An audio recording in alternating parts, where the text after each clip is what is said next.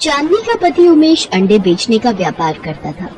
उसके पास काफी मुर्गियां थी जो ताजे और बढ़िया अंडे देती थी।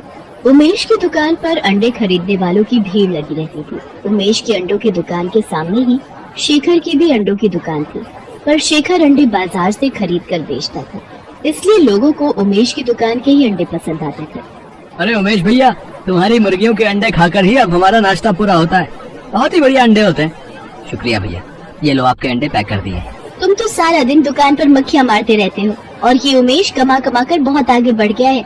ये लो, रोटी लाई थी, खा लो। मुझे कुछ करना ही होगा। इसकी दुकान पाली हुई मुर्गियों के कारण ही चल रही है।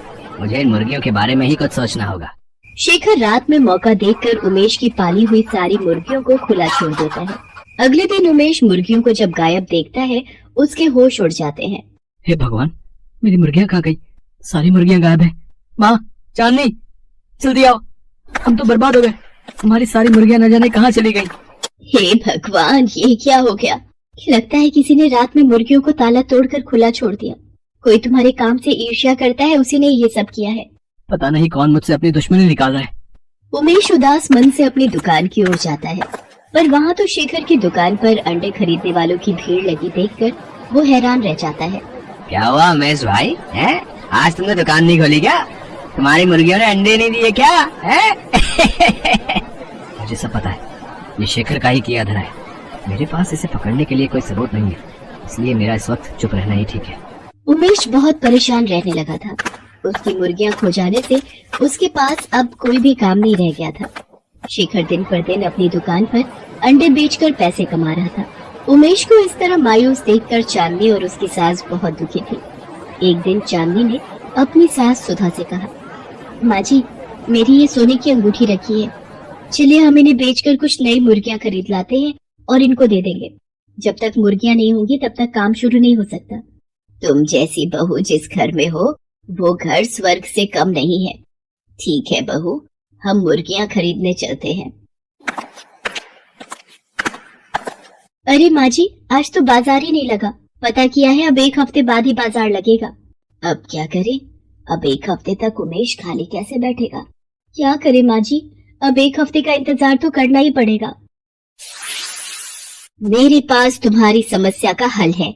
मैं जानती हूँ तुम किस परेशानी से गुजर रही हो। आप कौन है और आपको कैसे पता कि हमारी परेशानी क्या है? मैं एक जादूगरनी हूँ और मैं दुखी लोगों की सहायता करती हूँ। अच्छा, तो फिर आप हमें हमारी परेशानी का हल बता दीजिए जादूगरनी जी। लगता है तुम दोनों सास बहू में बहुत प्रेम है और ऐसे रिश्तों को देखकर मुझे बड़ी खुशी मिलती है। मैं जानती हूँ तुम यहाँ मुर्गियां खरीदने आई थी और बाजार बंद देखकर यहाँ से वापस लौट रही थी। मैं तुम्हें ऐसे बीज दूंगी जिसकी सहायता से तुम अंडे की खेती कर सकती हो और उसके लिए तुम्हें मुर्गियों की भी जरूरत नहीं पड़ेगी। क्या? अंडे की खेती? पर वो कैसे हो सकती है? ऐसे कौन से बीज है जिनसे अंडे पैदा हो सकते हैं?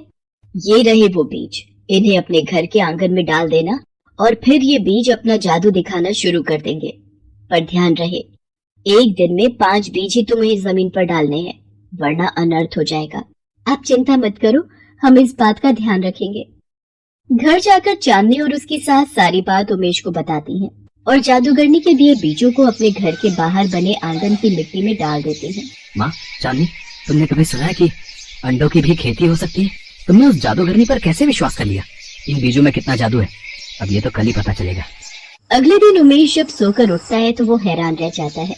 ये तो सचमुच हमारे घर के आंगन में अंडों की खेती हो गई है। पेड़ों पर अंडे उगाए हैं।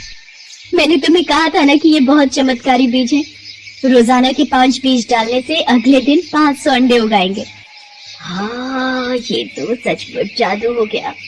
अब हम घर के आंगन में ही अंडों की खेती कर सकते हैं। उमेश बेटा, अब तुम्हें घबराने की कोई जरूरत नहीं है। हमारे घर के आंगन में अंडों की खेती होगी और फिर तुम उन अंडों को अपनी दुकान पर बेच दिया करना। ऐसे तुम्हारा काम फिर से चल पड़ेगा। तुम सही कह रही हो माँ, अब मैं फिर से अपनी दुकान पर अंडे बेच सकता हूँ और ये सब आप दोनों के कारण ही संभव हो पाया। चांदनी और उसकी सास रोजाना घर के आंगन में बीज डाल देती और अगले दिन 500 अंडे घर के आंगन में उगाते। धीरे धीरे फिर से उमेश का काम चल पड़ा। अब तो उमेश अपनी दुकान के अलावा बाहर की दुकानों पर भी अंडे की सप्लाई करने लगा। उमेश का काम फिर से अच्छा चलते देख शेखर ईर्ष्या से भर गया। जब उसे सच्चाई पता चली तो वो अपनी पत्नी से बोला, तुम्हें किसी भी तरह तुम्हें इसके घर जाना है और वो जादुई बीज चुरा कर लाए, समझी ना, ताकि हम उन जादुई बीजों से अंडे की खेती कर सकें। तुम चिंता मत करो, मैं चाय पीने के बहाने जाऊंगी और मुट्ठी भर कर बीज चुरा लाऊंगी, फिर तुम भी रोजाना अंडे की खेती करना। शेखर की पत्नी बहाने से चांदनी और उसकी सास के पास जाती है और बातों ही बातों में बीज चुरा कर घर लौट आती है। ये देखो मैं कितने सारे बीज चुरा लाई हूँ, तुम एक काम क्यों नहीं करते? तुम मुट्ठी भर के बीज आंगन में डाल दो, जितने ज्यादा अंडे होंगे उतनी ही ज्यादा कमाई होगी। शेखर अपनी पत्नी के कहने पर एक नहीं बल्कि 2 मुट्ठी भरकर बीज आंगन में फैला देता है और जादूगरनी के कहे अनुसार अगले दिन जब शेखर और उसकी पत्नी सोकर उठते हैं वो घबरा जाते हैं। उनका पूरा घर अंडों से भरा हुआ था और दोनों अनेकों अंडों के बीच में दबे हुए थे। तभी अचानक शेखर की दुकान का नौकर ये सब देख लेता है। अरे कोई जल्दी से जाओ और उमेश को बुलाकर लाओ। ये सब कैसे हो गया? माँ, चांदनी, ये दोनों तो इन अंडों के ढेर के नीचे दबकर मर जाएंगे, इनकी मदद करो। तभी वहाँ जादूगरनी आ जाती है। तुम दोनों सास बहू को शायद पता नहीं, शेखर की पत्नी ने तुम्हारे घर से बीज चुराए थे, पर ये दोनों नहीं जानते कि लालच का फल बुरा होता है। इन दोनों ने चोरी की है, इसकी सजा मैं इन्हें जरूर दूंगी। नहीं नहीं जादूगरनी जी, इन दोनों को माफ कर दीजिए, हमें इनसे कोई बैर नहीं, ये हमारे पड़ोसी हैं इसलिए हम इनका बुरा होते नहीं देख सकते। हाँ जादूगरनी जी, इन दोनों को छोड़ दीजिए। उमेश मुझे माफ कर दे, मैंने ही तेरी सारी मुर्गियां छोड़ दी थी ताकि तू बर्बाद हो जाए, पर आज तुम सब हमारी जान बचाने के लिए खड़े हो। आज तो मैं तुम दोनों को छोड़ रही हूँ, लेकिन अगर दोबारा तुमने जीवन में लालच किया या किसी को नुकसान पहुंचाने की कोशिश की तो मैं तुम दोनों को बिल्ली बना दूंगी और अपने पास कैद करके रखूंगी। शेखर को अपनी भूल का पछतावा होता है, वो सबसे माफी मांगता है और दोबारा ईर्ष्या न करने की कसम खाता है।